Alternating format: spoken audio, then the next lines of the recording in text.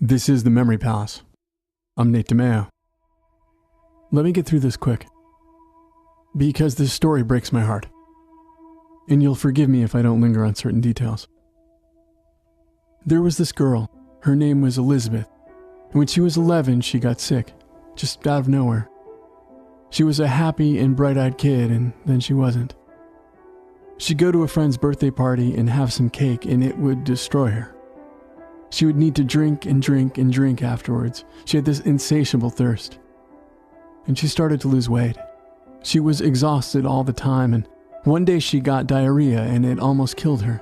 And her doctor diagnosed her with diabetes.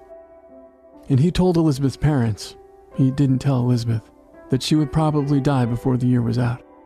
This was 1919, and that's just what happened to diabetics. They just died. But there was a clinic, a psychiatric hospital in farm country in New Jersey. And there was a doctor there who had figured out a way to keep people alive for 2 years, sometimes 3, which was unheard of. And wasn't 3 years better than a few months? Wasn't alive better than not? Elizabeth's father was a Supreme Court justice, which is only important here in that her family was the sort who could get their kid into a place that helped kids live for maybe 3 years instead of maybe 1. And so she went under the care of Dr. Frederick Allen, the world's foremost expert in the practice of starving children so they could live. The symptoms of type 1 diabetes are described in writings and papyrus and parchment from ancient Egypt and India and Iran. And life with diabetes, as a Greek physician wrote in the 1st century, was short and painful and disgusting. Your body can't break down glucose or sugars in your bloodstream, and it starts to poison you, and you become like Elizabeth Hughes, insatiable. And the more you drink and the more you eat, the more your body punishes you. And your nervous system rebels, and your digestive system rebels, and your life is painful and disgusting, and at that point, mercifully short. And it took centuries for doctors to know why this was happening. In the 1890s, 2 German scientists removed the pancreas from a dog, and the dog became diabetic. They did not put it back in. And the treatments that doctors developed for the disease, they were just wishes, just failed bets placed on theories based on very little. And when Elizabeth started dying, and her parents sent her to live at Dr. Allen's residential hospital for diabetics, the treatment was severe dietary restriction. During the siege of Paris in the 1870s, when the German army cut off the city and the people trapped inside went without food, a doctor noticed that his diabetic patients improved. And so the idea took hold that if the sugars in food were poisoning diabetics when it got into their bodies, then they should keep food out of their bodies. And so Dr. Allen starved Elizabeth. He was a good man, by all accounts.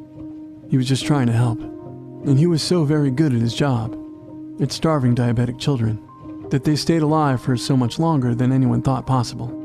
But what use was that life, when it was spent in bed, hungry and in constant pain?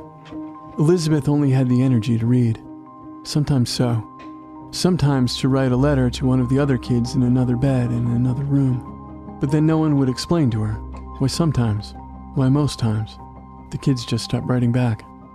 One 12-year-old patient, a boy blinded by his disease, said he wanted a canary for company, to hear it sing, but it seemed to be a ploy, so he could steal its birdseed. They took away the canary and its seed, and the boy starved to death. He died of his cure. In another hospital, another doctor, another good man just trying to help, said of one of his patients that when she was placed on a scale, what registered was only the weight of her bones and the weight of her soul. And this is hard to hear. It is no easier to tell you, but there is hope here. Elizabeth Hughes suffered horribly for 3 years, make no mistake, but because she lived, because she endured, she was alive when a new treatment was developed. A Canadian doctor removed part of the pancreas of a brown and white collie and made it diabetic. And there the poor thing was, lying near death on the table, when the doctor injected her with insulin, a pancreatic hormone, and the dog started wagging her tail and jumped off the table. And Dr. Allen heard about this and made his way to Canada to get the medicine, and came back to his hospital and to his starving patients. and made them well. Elizabeth was 5 feet tall and weighed 45 pounds when she started her insulin treatment. She was 3 days shy of her 15th birthday. She could barely walk. That was August 1922. That November, she weighed 105 pounds, and she was back at home. She could eat, she could run, she could play. And this wasn't a cure, it was a treatment. It wasn't the happy ending, it was the starting line. And here we should slow down and think of the relief of her parents, of Dr. Allen, of all the nurses and orderlies, the groundskeepers, everyone at the clinic, who had been watching children waste away and die every day. And now they got to watch resurrections. And think of the relief of other parents and other doctors who read about how the daughter of a Supreme Court justice had been saved by this new treatment. And think of Elizabeth Hughes, leaving the hospital behind and heading off to start a life.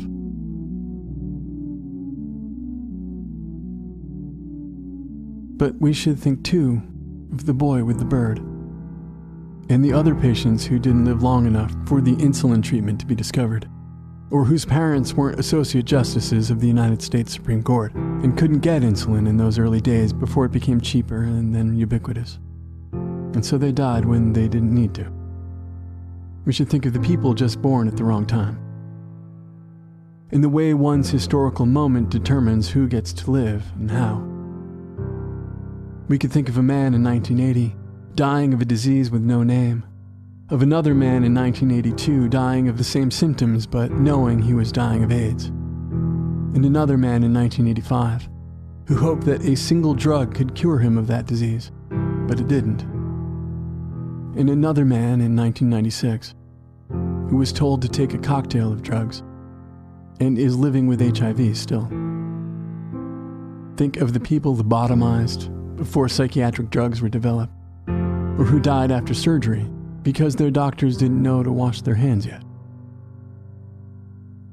Think of all the people you know who can't play that game where you pick when you'd like to live if you were given a time machine, because they know they wouldn't last long without their dialysis or their statins or their synthetic thyroid hormone or that pill or that therapy or that patented medical device, that thing that allows them to live a life. Some 41,000 injections let Elizabeth Hughes live hers until 1981. She went to college, she got married, she had a son and 2 daughters of her own. She volunteered a lot, she sat on boards. She founded the Supreme Court Historical Society, but when it came time to turn over her own father's papers, she removed every reference to her illness in the 3 years she spent starving.